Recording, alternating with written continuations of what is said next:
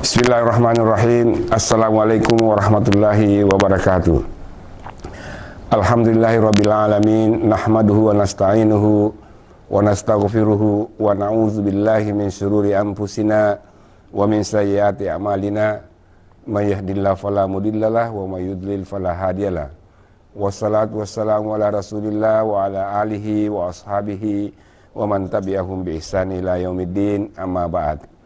Pertama-tama, marilah kita memanjatkan puji dan syukur atas segala nikmat yang diberikan oleh Allah kepada kita semuanya, sehingga pada hari ini kita masih diberikan kesehatan dan kekuatan dalam rangka menjalankan kewajiban-kewajiban kita. Selawat dan salam kita sampaikan kepada junjungan Rasulullah Muhammad SAW. Beliau adalah Khatamul Anbiya wal Mursalin. Akhir-akhir ini, terutama di era media sosial ini yang begitu mudah mengaksesnya dan menggunakannya, muncul fenomena-fenomena baru yang sesungguhnya bukan saja mengancam keharmonisan hidup antar umat beragama, tetapi juga mengancam kehidupan berbangsa dan bernegara kita di tanah air. Fenomena seperti ini seperti mencaci agama lain dan menghujat pemeluk agama lain, serta menyatakan agamanya lah yang paling benar, baik secara langsung maupun tidak langsung. Ironisnya, karena ungkapan-ungkapan ini diutarakan di depan umum dan bahkan dipiralkan di mana-mana. Sebagai umat beragama, tentu menjadi kewajiban kita untuk meyakini bahwa agama kita adalah agama yang benar.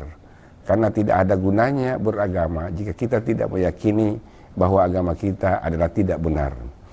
Keyakinan ini harus kokoh dalam jiwa dan hati dan dibuktikan dengan perbuatan sebagaimana yang dianjurkan oleh agama kita masing-masing. Dalam Islam, Al-Quran adalah cerminan akhlak Rasulullah SAW. Salah satu di antara akhlak yang diajarkan Al-Quran dan diterapkan oleh Rasulullah adalah mengucapkan kata-kata yang baik di dalam berhubungan sosial, termasuk menghindari mencela agama lain ketika berdakwah. Tentu ini menjadi sebuah peringatan bagi kita semua, khususnya dengan banyaknya penceramah yang terkadang secara sengaja maupun tidak sengaja menjelekkan agama lain dalam ceramahnya, hanya agar ceramahnya terlihat lebih baik dan benar. Allah berfirman dalam Al-Quran surah Al-An'am ayat 108, wala tasubbul ladina yad'una min dunillahi fayasubbullahu adwa bighairi ilmin kadzalika yasuyina likulli ummatin amaluhum summa ila rabbihim marji'uhum fayunabbi'uhum bima kanu ya'malun. Dan janganlah kamu memaki sembahan-sembahan yang mereka sembah selain Allah, karena mereka nanti akan memaki Allah dengan melampaui batas tanpa pengetahuan. Demikianlah kami jadikan setiap umat menganggap baik pekerjaan mereka, kemudian kepada Tuhanlah mereka kembali, lalu Dia beritakan kepada mereka apa yang dahulu mereka kerjakan. Ayat ini turun berkaitan dengan sikap orang-orang muslim yang menghina dan melecehkan berhala-berhala orang musyrik Mekah. Padahal Nabi Muhammad SAW sendiri tidak pernah memerintahkan untuk mencaci dan berkata kotor kepada yang bukan beragama Islam. Dalam ayat ini, Al-Quran mengajak umat Islam menunjukkan akhlak terpuji, di antaranya adalah dengan tidak mencaci agama lain. Bukankah misi Nabi Muhammad SAW diutus kepada umat manusia adalah untuk menyempurnakan kebaikan akhlak manusia? Secara tegas, ayat di atas mengajarkan kepada kaum muslim untuk memelihara sakralitas agamanya, menciptakan rasa aman dan menjaga hubungan harmonis antara umat beragama. Artinya, cara kita memelihara kesucian agama kita adalah dengan tidak mencela kesucian agama lain. Manusia sangat mudah terpancing emosinya bila agama dan kepercayaannya disinggung. Ini adalah tabiat manusia, apapun kedudukan sosial dan tingkat pengetahuannya. Asy-Syamakhsyari dalam tafsir Al-Kasyaf mengatakan, alasan mengapa dilarang mencaci agama lain adalah karena perbuatan tersebut menyebabkan kerugian bagi umat Islam sendiri.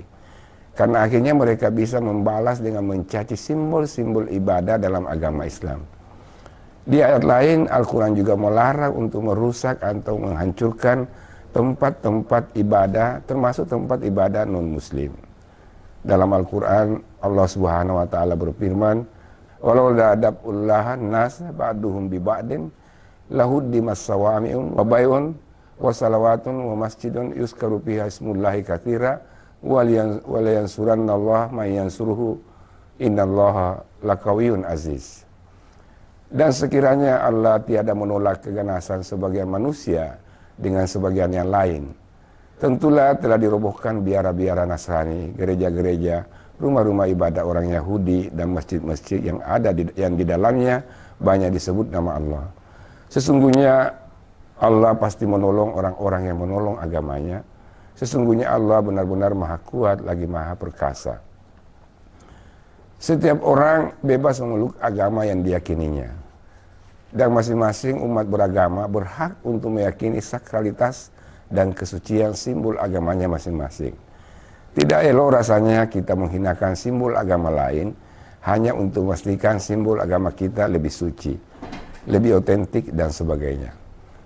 Yang harus kita lakukan adalah mengakui dan menghargai eksistensi yang lain. Pengakuan dan penghargaan ini adalah cerminan dari akhlak Nabi Muhammad dan para sahabatnya. Dalam prakteknya, Nabi SAW berdiri ketika ada jenazah Yahudi melewati tempat beliau sebagai penghormatan atas nama kemanusiaan. Hal tersebut juga diikuti oleh para sahabat. Umar misalnya, suatu ketika melihat seorang Yahudi buta yang meminta-minta, Umar kemudian mengantarkannya ke Baitul Mal dan menyuruh sahabat untuk mencukupi kebutuhannya.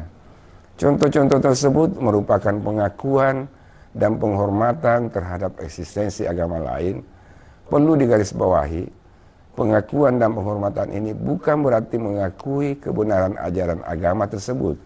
Sekali lagi perlu ditekankan, fakta pluralitas sosial tidak boleh menjadi penghalang bagi umat Islam untuk menjalin hubungan dan menghormati umat agama lain. Toleransi yang dibangun Islam adalah toleransi sosiologis yang tidak terbatas pada agama apapun, ras apapun, atau bangsa apapun. Toleransi yang dibangun Islam adalah sikap saling menghormati antar pemeluk agama yang berlainan tanpa mencampur adukan akidah dan tanpa saling menjelekkan. Usikum wa ya bitaqwallah. Wassalamualaikum warahmatullahi wabarakatuh.